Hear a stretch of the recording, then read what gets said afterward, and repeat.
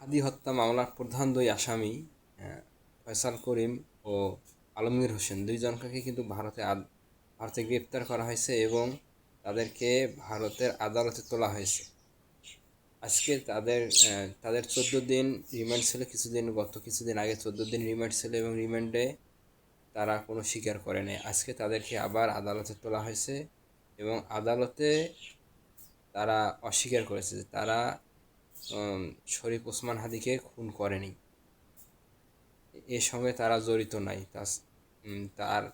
তাদেরকে ইন্ডিয়া যেতে যে সহযোগিতা করেছে তাকেও কিন্তু গ্রেপ্তার করা হয়েছে। তাকে 7 দিনের রিমান্ডে দেওয়া হয়েছে এবং তার কাছ থেকে কোনো কিছু জানা যায়নি। এর আগে শরীফ ওসমান হাদি ও আলমগীর হোসেনকে শারীরিক পরীক্ষা করার জন্য 7 দিনে রিমান্ডে শরীফ ওসমান হাদি এবং আলমগীর হোসেনকে চিকিৎসার জন্য হাসপাতালে ভর্তি করা হয়েছিল এবং সেই চিকিৎসাধীন অবস্থায় তাদেরকে জিজ্ঞাসাবাদ করা হয়েছিল যে তারা ওসমান হাদিকে খুন করছে কিনা, কিন্তু তারা এই ব্যাপারে কোনো কিছু জানায়নি বা তারা কোনো মতামত পেশ করেনি, যার কারণে সেদিন তাদের কাছ থেকে কোনো কিছু শোনা যায়নি বা বোঝা যায়নি। আজকে আদালতে তারা পুরো দমে অস্বীকার করেছে যে তারা এই ঘটনায় সাথে কখনো জড়িত ছিল না এবং খুন করেনি। তারা এটাই একদম অস্বীকার করে বলে দিয়েছে। এবার একটু ইরান প্রসঙ্গে কথা বলি।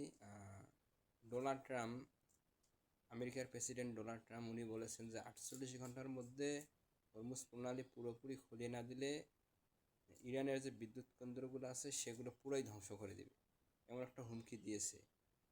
আগামী সোমবার থেকে কিন্তু 48 ঘন্টা পূরণ হবে।